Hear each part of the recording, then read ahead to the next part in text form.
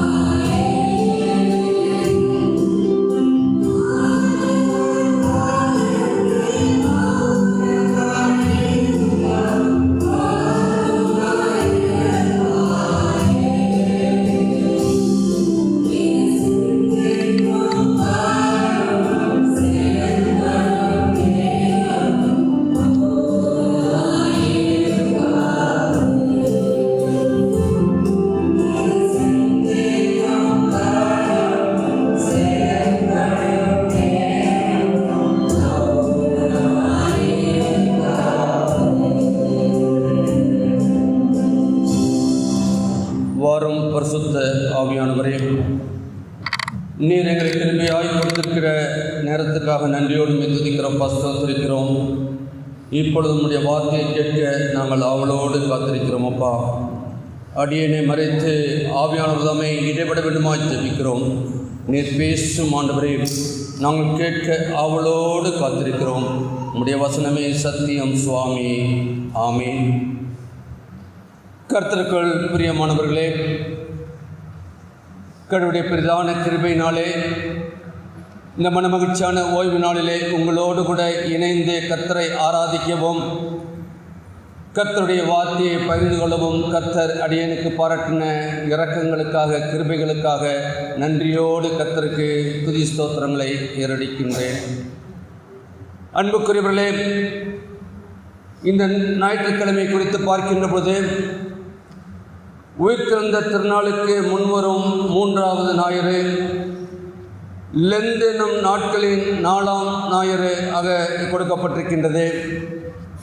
ஒருவேளை நாம் லெந்து காலத்துக்குள்ளாக வந்து 3 வாரங்களை நாம் நிறைவு செய்து 4ஆம் வாரத்தை நாம் வந்திருக்கின்றோம். ஆண்டவர் இந்த 2025ஆம் ஆண்டிலும் நீங்களும் நானும் இந்த லெந்து காலத்துக்குள்ளாக பிரவேசிக்கவும், கர்த்தருடைய பாடு மரணங்களை குறித்து நாம் தியானிக்கவும், எல்லாவற்றுக்கும் மேலாக நம்மை ஒரு விசை ஆராய்ந்து பார்க்கவும் கர்த்தர் நமக்கு இந்த கிருபையின் காலத்தை கொடுத்திருக்கின்றார். இந்த நாளிலே தேவ சமூகத்திலே வந்திருக்கிற உங்கள் யாவரையும் ஆண்டவரும் மீட்பரும் இரட்சகருமாகிய இயேசு கிறிஸ்துவின் நிதான நாமத்தினாலே வாழ்த்துதலையும் வணக்கத்தையும் கூறிக்கொள்கின்றோம். அன்புக்குரியவர்களே, இந்த நாளுக்கென்றே திருச்சபை கொடுத்திருக்கின்ற மையப்பொருள் ஒடுக்குகிற கட்டமைப்புகளை மறுஉருவாக்கம் செய்தல். ஒடுக்குகிற கட்டமைப்புகளை மாற்று உருவாக்கம் செய்தல் என்று சொல்லி இந்த நாளிலே நம்மை தியானிக்கும்படியாக அழைத்திருக்கின்றார்கள். அப்படி என்றால், இன்றைக்கு நாம் வாழ்கின்ற உலகில் அடிமைத்தனமும் ஒடுக்குதலும் மேலோங்கி இருக்கின்றதை நாம் அறிந்திருக்கின்றோம். அதை யாரும் மறுக்கவும் முடியாது, மறைக்கவும் முடியாது. இதனால் பல நிலைகளிலே இன்றைக்கு எங்கு பார்த்தாலும் அது மேலோங்கி இருக்கின்றதை நாம் பார்க்கின்றோம். அது வீடுகளிலும் சரி, வேலை செய்கின்ற இடங்களிலும் சரி, பணித்தலங்களிலே நாம் இந்த நாட்களிலே சிறியவர்களுக்கும் பெண்களுக்கும் பெரியவர்களுக்கும் அந்த ஒடுக்குதல் இருக்கிறதை நாம் காண்கின்றோம். எல்லா நிலைகளிலும் ஒடுக்குதலை அனுபவித்துக் கொண்டிருக்கின்ற மக்கள் வாழ்கின்ற ஒரு சமுதாயத்தில் தான் நீங்கள் நானும் வாழ்ந்து கொண்டிருக்கின்றோம் என்று நாம் அறிந்து கொள்ள அழைக்கப்படுகின்றோம். ஆனால் நாம் நம்பியிருக்கிற தேவன் ஒருவரே நமக்கு இக்கட்டமைப்பிலிருந்து நமக்கு விடுதலை கொடுக்கின்றவர், அல்லது மறுரூபத்தை கொடுக்கின்றவராய் இருக்கிறார், மறு உருவாக்கத்தை கொடுக்கின்றவராய் இருக்கின்றார் என்று நாம் விசுவாசிக்க வேண்டும். தேவனுடைய பிள்ளைகளாய் நாம் இருக்கின்ற பொழுது ஆண்டவர் மேல் நாம் விசுவாசம் வைக்க வேண்டும். ஏனென்றால் அவர் ஒருவர் தான் இதை மாற்று உருவாக்கம் பண்ண முடியும் என்று சொல்லி நாம் அவர் மேல் நாம் விசுவாசம் வைக்க வேண்டும். நமக்கு நன்கு தெரிந்த ஒன்று, 430 வருஷம் இஸ்ரவேல் எகிப்தியத்திலே அடிமைத்தனத்திலே இருந்தார்கள், ஒடுக்குதலை அனுபவித்துக் கொண்டிருந்தார்கள். அவருடைய வேதனைகளை கண்ட கர்த்தர் அவர்கள் தேவனிடத்திலே கெஞ்சி மன்றாடின போது அவருடைய கூக்குரலை கேட்ட கர்த்தர் அங்கு அவர்களுக்கு ஒரு விடுதலையை கட்டளையிட்டார் நாம் என்று அறிந்திருக்கின்றோம். என்றால் நாம் கூப்பிடுகின்ற பொழுது நீங்களும் நானும் ஆராதிக்கின்ற கர்த்தர் ஓடோடி வந்து உங்களுக்கு எனக்கும் உதவி செய்ய உள்ள வல்லமையுள்ளவராய் இருக்கின்றார். இன்னைக்கு நாம் யாரோ தேடிக்கொண்டு ஓடுகின்றோம். இவர்கள் நமக்கு உதவி செய்வார்களா அல்லது அவர்கள் நமக்கு உதவி செய்வார்களான்னு சொல்லி நாம் ஓடிக்கொண்டிருக்கின்றோம். ஆனால் இன்றைக்கு வந்திருக்கிற நீங்கள் நானும் எந்த சூழ்நிலையில் நாம் இருந்தாலும் கூட நம்முடைய வாழ்க்கையிலே இருக்கின்ற எல்லாவித ஒடுக்குதலையும் ஆண்டவர் அறிந்திருக்கின்றார். எனவே அவரிடத்தில் நாம் வருகின்ற பொழுது அன்றைக்கு இஸ்ரவேல் மக்களை எகிப்திலிருந்து விடுதலை பண்ணின அதே கர்த்தர் இன்றைக்கு நமக்கு ஒரு விடுதலையை கொடுக்கின்ற மறு உருவாக்கத்தை கொடுக்கின்ற கர்த்தரை நாம் ஆராதித்துக் கொண்டிருக்கின்றோம். அன்புக்குரியவர்களே, அதற்காகவே இன்றைக்கு ஆண்டவராகிய இயேசு கிறிஸ்து கூட தன்னை சிலுவை மரண பரியந்தம் ஒப்புக் கொடுத்தார். அவர் ஜீவ பலியாய் ஒப்புக் கொடுத்தார். கடந்த நாட்களிலே ஆண்டவருடைய சிலுவை பாடுகளை குறித்து நாம் தியானிக்கின்றோமே, அது எதற்காக? அவர் பாவம் செய்தாரா? இல்லவே இல்லை.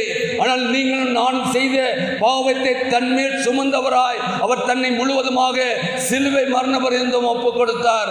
அதன் மூலமாகத்தான் நீங்கள் நானும் மீட்கப்பட்டிருக்கின்றோம், ரட்சிக்கப்பட்டிருக்கின்றோம். அதன் மூலமாகத்தான் கர்த்தர் உங்களுக்கும் எனக்கும் ஒரு புதிய வாழ்வை கொடுக்க உள்ளவராய் இருக்கின்றார். எனவே ஆண்டவரை சிலுவையை தியானிக்கின்ற வேளையிலே நம்முடைய காரியங்களை நாம் அறிந்து பார்த்து, ஆண்டவரே நீர் ஒருவர் தான் என்னை உருவாக்க முடியும், மாற்று உருவாக்க முடியும் என்று சொல்லி நம்மை அர்ப்பணிப்போம்.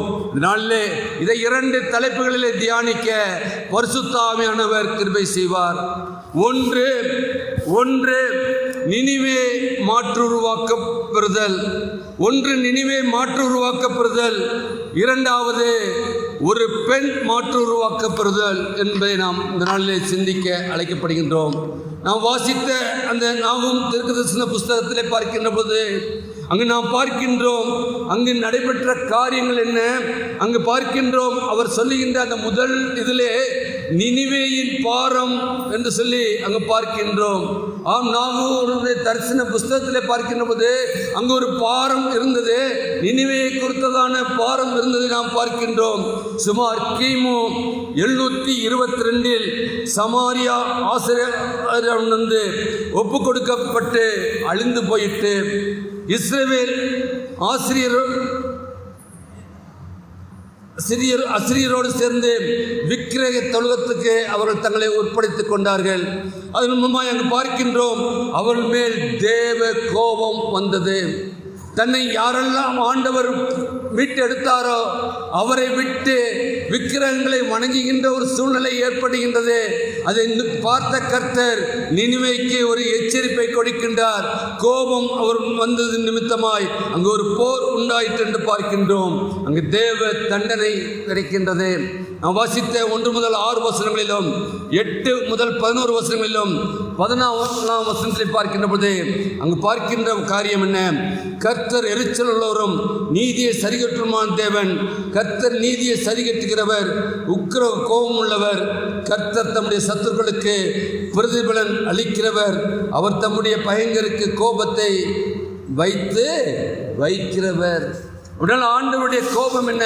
அவர் பிரியமில்லாத வாழ்க்கை, பாவமான வாழ்க்கை நாம் வாழ்கின்ற பொழுது அங்கு நடைபெறுகின்ற காரியம் அவர் கோபத்தை வைக்கிறார் என்று பார்க்கின்றோம்.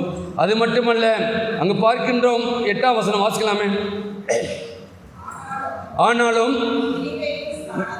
நினிவேயின் ஸ்தானத்தை புரண்டு வருகிற வெள்ளத்தினாலும் சர்வ சங்காரம் பண்ணுவார், இருள் அவர் சத்துருக்களை பின்தொடரும். 9ஆம் வசனம், நீங்கள் கர்த்தருக்கு விரோதமாய் செய்ய நினைக்கிறது என்ன? அவர் சர்வ சங்காரம் பண்ணுவார், இடுக்கம் மறுபடியும் உண்டாகாது. அப்படினால் அன்றைக்கு பார்க்கின்ற பொழுது அவர்களுடைய காரியங்களை கண்ட கர்த்தர் அவரை சங்காரம் பண்ணும்படியாய் அங்கு பார்க்கின்றோம். இன்னும் பார்க்கின்ற பொழுது 14ஆம் வசனம் சொல்கிறது, உன்னை குறித்து கர்த்தர் கட்டளை கொடுத்திருக்கிறார், உன் பேருக்கு வித்து விதைக்கப்படுவதில்லை, உன் தேவர்களின் கோவில்களில் இருக்கிற வெட்டப்பட்ட விக்கிரகத்தையும் வார்க்கப்பட்ட விக்கிரகத்தையும் என்ன சொல்வேன்? நான் நிர்மூலமாக்குவேன். நீ பலவீனன் ஆனபடியினால் அதை உனக்கு பிரேதக்குழியாக்குவேன். ஆண்டவர் எவ்வளவு அங்கு அவர் தன்னுடைய தீர்ப்பை கொடுக்கின்றார் பாருங்கள். அது மட்டுமல்ல, அங்கு சொல்கின்ற ஒவ்வொரு காரியங்களும் கர்த்தர் அதை நிறைவேற்றுகின்ற கர்த்தர். அவர் சொன்னதுதான். ஆனால் ஆண்டவர் கர்த்தர் சொல்லுகின்றார், எதற்காக மக்களை அழைத்தாரோ அந்த மக்கள் எல்லாம் அவரை விட்டு விலகி சென்ற பொழுது அவர்களுக்கு என்று அவர் சொல்லுகின்ற காரியத்தை பார்க்கின்ற பொழுது, இனி நான் உங்களை நிர்மூலமாக்குவேன், அதை உனக்கு பிரேதக்குழியாக்குவேன். எவ்வளோ ஒரு தண்டனை! ஆனால் அன்புக்குரிய திருச்சபை மக்களே, ஏன்னா நம்முடைய வாழ்க்கையிலே நாம் வாழ்ந்து கொண்டிருக்கின்ற சூழ்நிலையிலே நாம் எப்படியாய் வாழ்ந்து கொண்டிருக்கின்றோம்?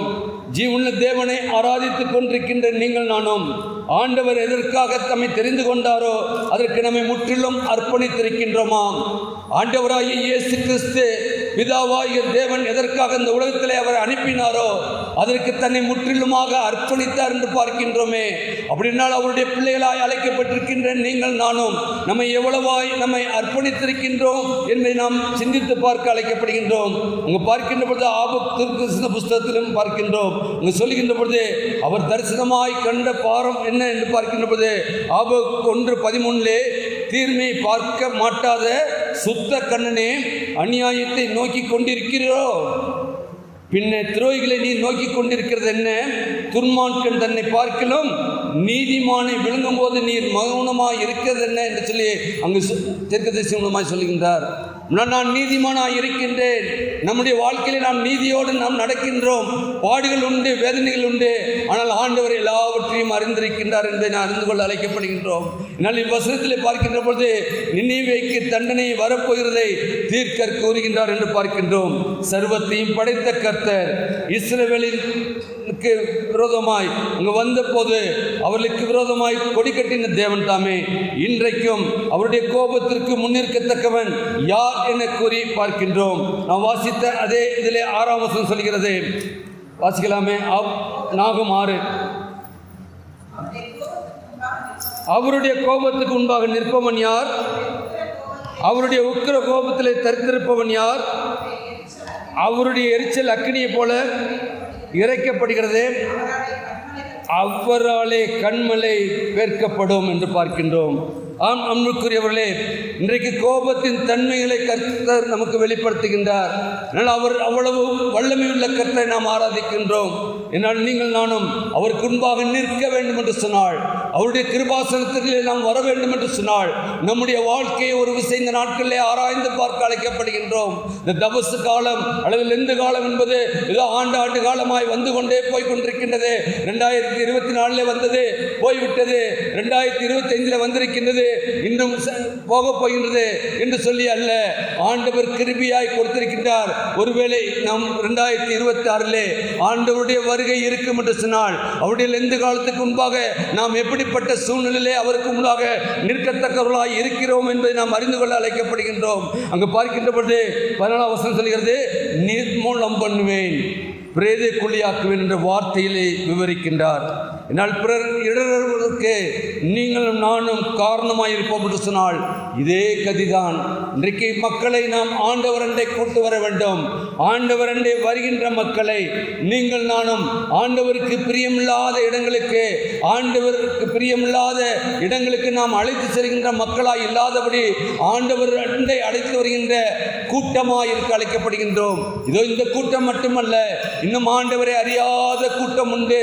அந்த கூட்டத்தை தேவ சமூகத்தில் அழைத்து வர வேண்டிய மிகப்பெரிய பொறுப்பு உங்களுக்கும் எனக்கும் உண்டு என்பதை நாம் அறிந்து கொள்ள அழைக்கப்படுகின்றோம். என்னால் ஆண்டவர் அதற்காகத்தான் நம்மை வைத்திருக்கின்றார். அங்கு பார்க்கின்றோம், மத்தேயு 18ஆம் அதிகாரத்தில் பார்க்கின்ற பொழுது 6 முதல் 9 வசனங்களை பார்ப்போம் என்று சொன்னால் அங்கு சொல்லப்படுகின்றது, என்னிடத்தில் விசுவாசமாய் இருக்கிற இந்த சிறியில் ஒருவனுக்கு இடர் உண்டாக்குகிறவனோ அவனுடைய கழுத்திலே இயந்திரக்கல்லை கட்டி சமுத்திரத்தின் ஆழத்திலே அவனை அமைப்பது அவனுக்கு நலமாயிருக்கும்.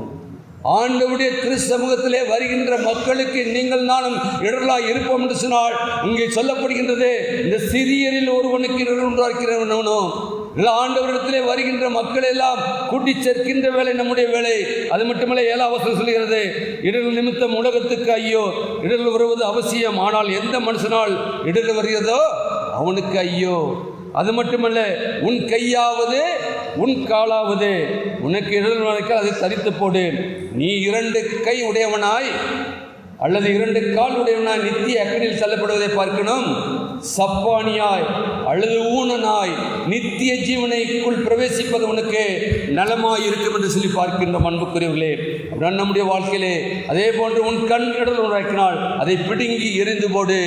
2 கண் உடையவனாய் எரி நரகத்திலே தள்ளப்படுவதை பார்க்கிறோம். ஒற்றை கண்ணனாய் ஜீவனுள்ள பிரதத்திலே நாம் இருப்பது நலமாய் இருக்கும் என்று சொல்லி பார்க்கின்றோம். அன்புக்குரியவர்களே, நம்முடைய வாழ்க்கையை ஒரு விஷயம் ஆராய்ந்து பார்ப்போம். தேவ தண்டனை உண்டு, அது எப்பொழுது உண்டு? ஆண்டவர் வருகின்ற நாளிலே. ஆண்டவர் வருகின்ற நாளிலே அவர் நீதியுள்ள நியாயாதிபதியாய் வர இருக்கின்றார். நமக்கு ஏற்ற பலனை நமக்கு கொண்டு வர இருக்கின்றார். ஆனால் எந்த தண்டனை இருந்தாலும் கூட இது கிருபையாய் கொடுக்கப்பட்டிருக்கின்ற இந்த நாட்களிலே நமக்கு தேவ தயவு கிடைக்கும் என்று சொல்லி அதன் மூலமாய் நாம் மறு உருவாக்கப்படுவோம் என்று சொல்லி நாம் இருக்க அழைக்கப்பட்டவர்களாக இருக்கின்றோம். அங்கு பார்க்கின்ற பொழுது நான் வாசித்த அதே இதில் நாகும்லே அங்கு தேவ தயவு எப்படி வெளிப்படுகின்றது எடுத்தவர்கள் வாசிக்கலாம். 7ஆம் வசனம், கர்த்தர் நல்லவர், இக்கட்டு நாளிலே அரணான கோட்டை, தம்மை நம்புகிறவரை அறிந்திருக்கிறார். தம்மை நம்புகிறவரை, உலகத்தின் மக்களை நம்பியிருக்கின்ற மக்களை கர்த்தர் அறிந்து கொள்வதில்லை. ஆண்டவரை இரட்சகராக ஏற்றுக்கொண்டு அவரை அறிந்திருக்கின்ற உங்களையும் என்னையும் அவர் அறிந்திருக்கின்றார் என்பதை நாம் அறிந்து கொள்ள அழைக்கப்பட்டவர்களாக இருக்கின்றோம். அதிலே பார்க்கின்ற பொழுது 12ஆம் வசனம் சொல்கின்றது, கர்த்தர் சொல்கிறது என்னவென்றால், அவர்கள் சம்பூர்ணமடைந்து அநேகராக இருந்தாலும் அறுப்புண்டு போவார்கள், அவன் ஒளிந்து போவான். உன்னை நான் சிறுமப்படுத்தினேன், இனி உன்னை சிறுமப்படுத்தாதிருப்பேன். எவ்வளவு வாக்குத்தத்தம் உள்ள வார்த்தை! ஒருவேளை நாம் தண்டனையை குறித்து பார்த்தோம். அதே தண்டனையை கொடுக்கின்ற கர்த்தர் தான் நமக்கு தயவையும் கொடுக்கிறவராக இருக்கின்றார். நாம் தயவாய் அவருடைய திருசமூகத்திலே ஒவ்வொரு நாளும் இருப்போம் என்று சொன்னால் ஆண்டவர் எல்லாவற்றையும் நமக்கு நன்மையாய் செய்து முடிக்க வல்லமையுள்ளவராக இருக்கின்றார். அதிலே பார்க்கின்ற பொழுது அவங்க சொல்கின்ற பொழுது 13ஆம் வசனம், இப்போதும் நான் உன்மேல் இருக்கிற அவன் நுகத்தை முறித்து உன் கட்டுகளை அறுப்பேன். இன்றைக்கு நம்மை கட்டியிருக்கிற எந்த கட்டுகளாக இருந்தாலும் ஆண்டவர் அவிழ்க்கும்படியாகத்தான் நம்மை அழைத்து கொண்டு வந்திருக்கின்றார். ஆனால் அவருக்கு நீங்கள் நானும் தேவை. அன்றைக்கு நமக்கு தெரியுமே, நீங்கள் நகரத்துக்குள்ளாக போங்கள், அங்கு கழுதை குட்டியும் கட்டியிருக்க காண்பீர்கள், அதை அடித்து அவிழ்த்து கொண்டு வாங்கள் என்று சொன்ன பொழுது யாராவது கேட்பார், இந்த ஆண்டவருக்கு தேவை. சொல்லுங்க போதும். இன்றைக்கு நம்மை ஆண்டவர் எந்த கட்டில இருந்தாலும் அவிழ்த்து அவரோடு கூட அவர்கள் வாசம் பண்ணுகின்ற ஒரு ஆலயமாய் நம்மை மாற்ற வல்லமையுள்ளவராய் இருக்கிறார் என்பதை நம்ம அறிந்து கொள்ள அழைக்கப்படுகின்றோம். அது மட்டுமல்ல, 15ஆம் வசனத்தில் இதோ சமாதானத்தை கூறுகிற சூசனுடைய கால்கள் மலையின் மேல் வருகிறது. இதோ கீழே அல்ல. ஆண்டவருடைய வார்த்தையை நீங்கள் நானும் சொல்லுகின்ற பொழுது அது வானத்திலிருந்து வருகிற அப்பமாய் இருக்கின்றது. அந்த ஜீவ அப்பத்தை நீங்கள் நானும் பெற்றுக்கொள்கின்றவர்களாக இருக்கின்றோம் என்பதை நாம் அறிந்து கொள்ள அழைக்கப்பட்டவர்களாக இருக்கின்றோம். அன்புக்குரியவர்களே, என்றால் அங்கு சொல்லுகின்ற பொழுது நற்செய்தியாளர்களின் பாதங்கள் அழகாய் இருக்கின்றது என்று வர்ணிக்கப்படுகின்றது. கர்த்தருக்கு கீழ்ப்படிந்திருந்தால் அவருடைய தயவு நமக்கு கிடைக்கும். அவருக்கு கீழ்ப்படி இருக்கின்ற பொழுதுதான், அவருடைய கற்பனைகளுக்கு நியாயப்பிரமாணத்துக்கு நாம் கீழ்ப்படிந்திருக்கின்ற பொழுதுதான் நமக்கு நன்மை கிடைக்கும். தேவ தண்டனை அல்லாமல் தயவை பெறக்கூடிய ஒரு வாழ்வை கர்த்தர் கொடுக்கின்றவராக இருக்கின்றார். எனவே அன்புக்குரியவர்களே, இன்றைக்கு நீங்கள் நானும் மாற்று உருவாக்கப்பட நாளில் அழைக்கப்படுகின்றோம். நினிவே மாற்று உருவாக்கப்பட்டது. இன்றைக்கு நீங்கள் நானும் வந்திருக்கின்ற நம்முடைய பூமி, இந்த பரிசுத்தமுள்ள பூமியிலே நாம் இருக்கின்றோமே, நம்மை சுற்றி இருக்கின்ற எல்லா இடங்களிலும் மாற்று உருவாக்கப்படத்தக்கதாய் நம்முடைய ஆண்டவர் நாளிலே எடுத்து பயன்படுத்த வல்லவராய் இருக்கிறார் என்பதை நாம் அறிந்து கொள்ள அழைக்கப்படுகின்றோம். இரண்டாவதாக, ஒரு பெண் மாற்று உருவாக்கப்படுதல். அதை நாம் வாசித்த நற்செய்தி பதிவிலே எடுத்து வைத்துக் கொள்வோம். அது 13ஆம் அதிகாரம் 10 முதல் 15 வசனங்களை பார்க்கின்ற போது அங்கே என்ன சொல்லப்படுகின்றது? அந்த மகள் மேல் என்ன இருந்துதான்? 13ஆம் வசனம் என்ன சொல்கிறது? 10வது வசனம், ஓய்வு நாள் ஜெபம் போயிருந்தால் அப்பொழுது 18 வருஷமாய் பலவீனப்படுத்தும் ஆவியை கொண்டிருந்த ஒரு ஸ்திரீ அங்கே இருந்தால், அவள் எவ்வளவும் நிமிரக்கூடாத கூனியாய் இருந்தாள்.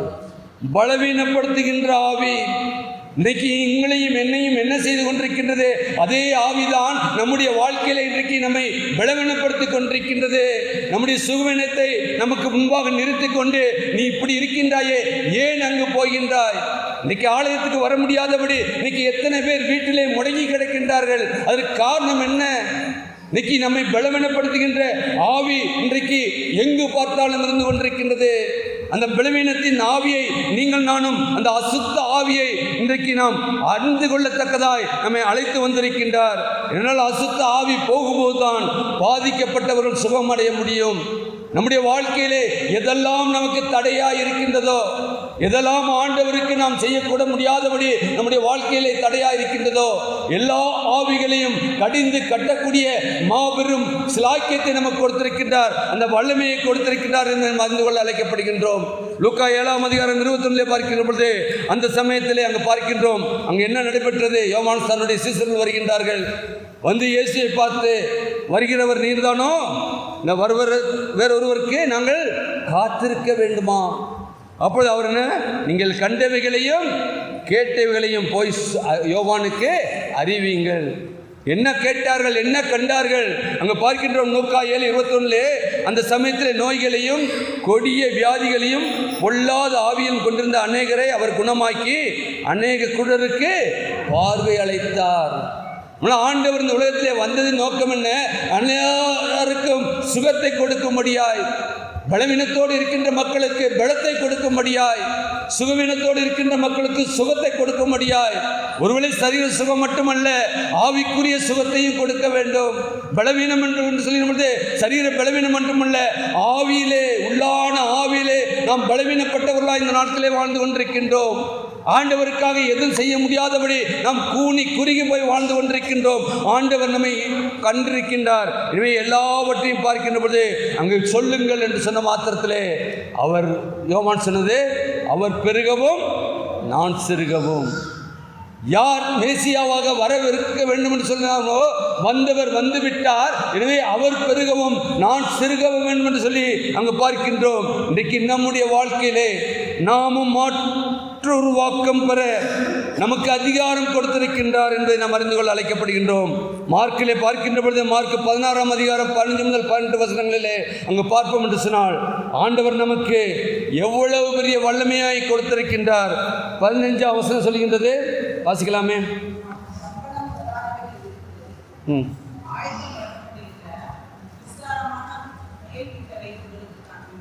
மார்க் 16:15. விசுவாசம் உள்ளவனாகி ஞானஸ்தானம் பெற்றவன் ரட்சிக்கப்படுவான், விசுவாசம் ஆக்கினுக்குள்ளாக தீர்க்கப்படுவான். 14 வசனம் வாசிக்கலாமே. மார்க் 16:17. விசுவாசிக்கிறவர்களால் நடக்கும் அடையாளம் ஆவன, என் நாமத்தினாலே பிசாசுகளை துரத்துவார்கள், நவமான பாசையில் பேசுவார்கள், சர்ப்பங்களை எடுப்பார்கள், சாவுக்கு ஏதுவான யாதொன்றை குடித்தாலும் அது அவர்களை சேதப்படுத்தாது, வியாதியஸ்தர் மேல் கைகளை வைப்பார்கள், அப்பொழுது அவர்கள் சொஸ்தமாவார்கள் என்று சொல்லி பார்க்கின்றோம். அன்புக்குரியவர்களே, ஆம், நமக்கு ஆண்டவர் அதிகாரத்தை கொடுத்திருக்கிறார்.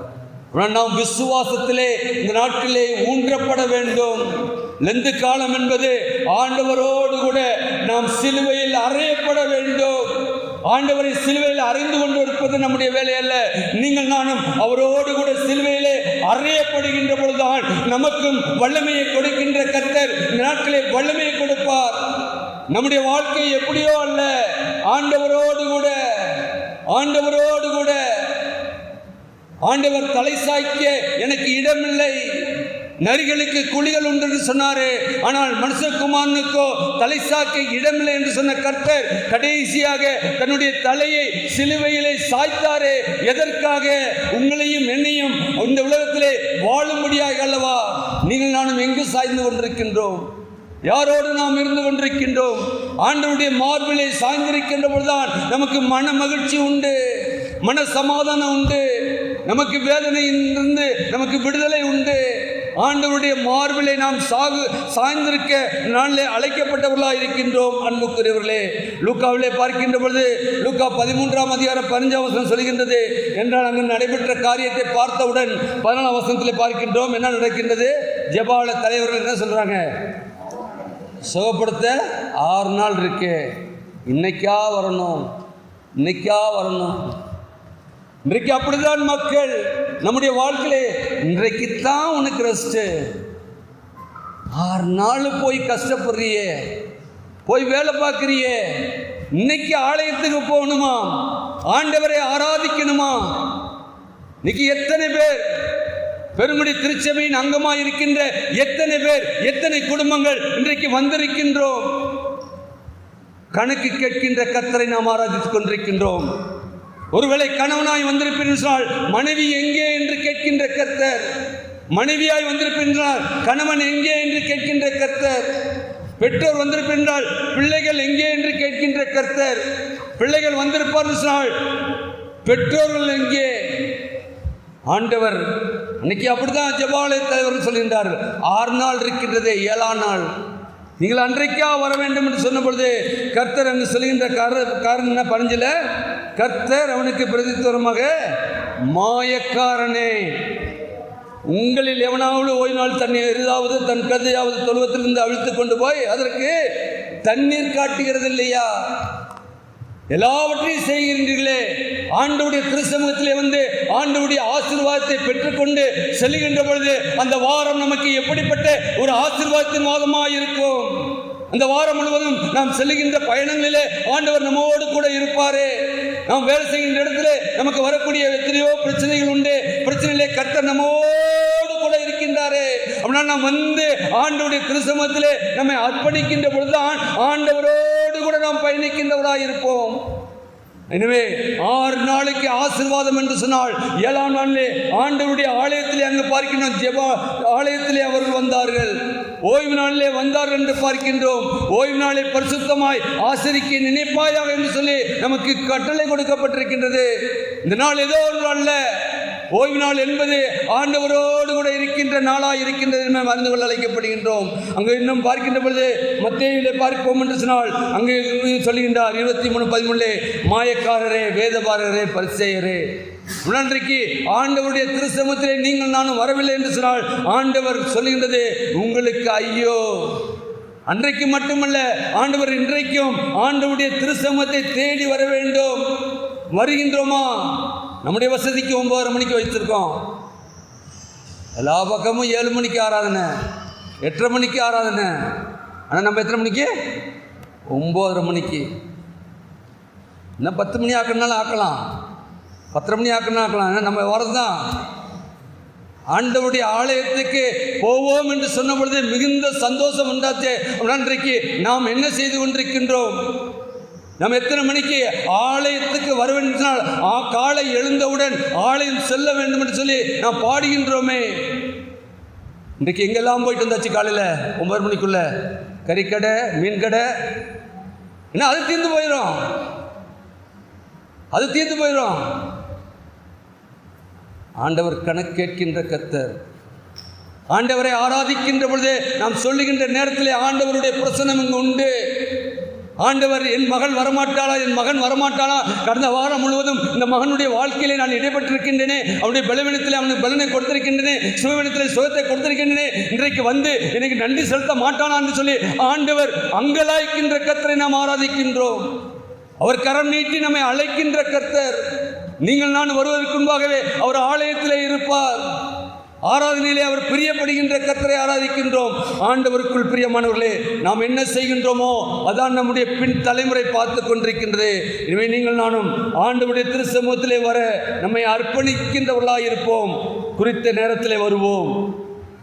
குறித்த நேரத்திலே நான் போகும்போது சரியான வெயில் இருக்குல்ல, இன்னைக்கு சீக்கிரம் விட்டுருவேன், சீக்கிரம் முடிஞ்சிடும். ஆனால் ஒரு பிரசங்கியாரை கூட்டுவாங்க, 1 மணி நேரம் 1.5 மணி நேரம் பிரசங்கம் பண்ணால் 12 மணிக்கு நடு வெயிலில் தான் வீட்டுக்கு போகணும். ஏன் காலையிலே அதிகாலை வேளையிலே ஆண்டவருடைய திருச்சமூகத்திலே வருவதற்கு நாம் ஏன் இவ்வளவு தடைகள் நமக்கு?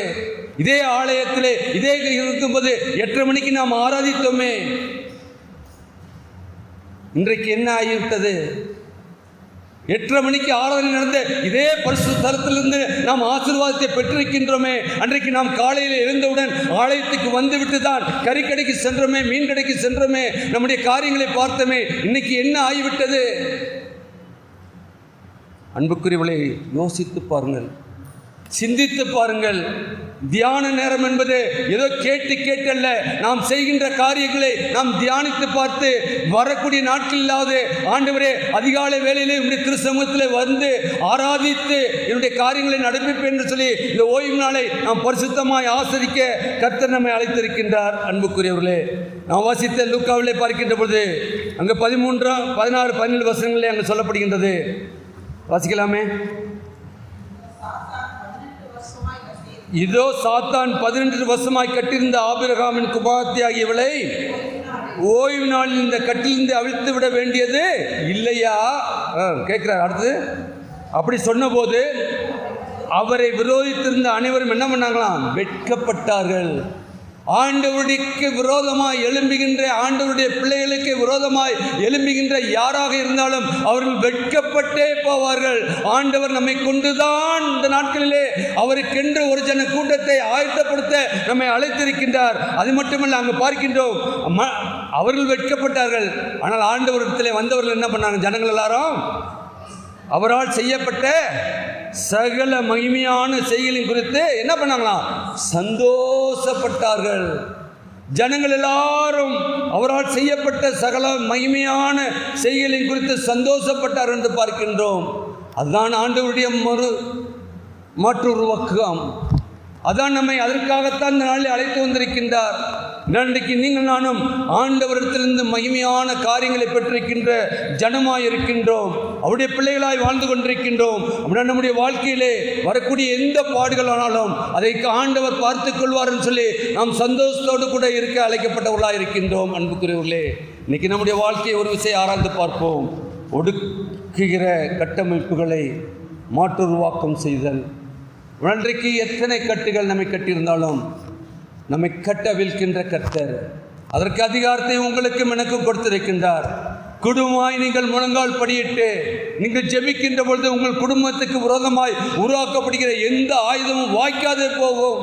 இந்த ஆண்டவர் நமக்கு கொடுத்திருக்கின்ற அதிகாரம். இன்னைக்கு நமக்கு அதிகாரமே இல்லை. இன்னைக்கு ஒரு அதிகாரத்தை கொடுத்தாச்சுன்னா என்ன ஆகுது?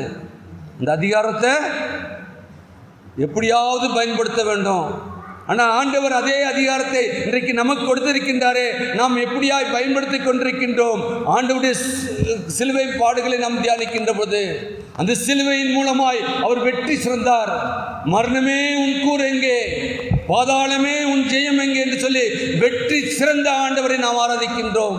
நம்முடைய வாழ்க்கையில எந்த காரியம் நடந்தாலும் ஆண்டவர் அதிலிருந்து நமக்கு வெற்றியை சிறக்க பண்ணுகின்றவராயிருக்கின்றார், நம்மை மாற்று உருவாக்கம் பண்ணுகின்றவராயிருக்கின்றார். எனவே இந்த நாளில் வந்திருக்கிற நீங்கள் நானும் அப்படிப்பட்ட ஒரு வாழ்க்கையை பெற்றுக்கொள்ள உங்களுக்கும் எனக்கும் பரிசுத்த ஆவியானவர் நம்மை கிருபையும் ஒத்தாசையும் செய்வாராக. ஆமீன். ஜெபம் செய்வோம். மகா கிருபையும் இரக்கமுள்ள கர்த்தாவே, நீர் கிருபையாய் கொடுத்த ஜீவனுள்ள வார்த்தைக்காக நன்றியோடு துதிக்கிறோம், ஸ்தோத்திரிக்கிறோம்.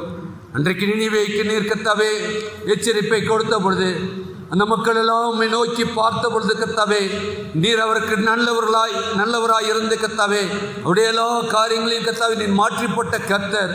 இந்த நாளில் நாங்கள் கேட்ட வார்த்தையின்படி கர்த்தாவே எங்களுடைய வாழ்க்கையிலும் கர்த்தாவே எதெல்லாம் காணப்படுகின்றதோ எல்லாவற்றையும் நாங்கள் விட்டு விட்டு கர்த்தாவே உமக்கென்று வாழவும்.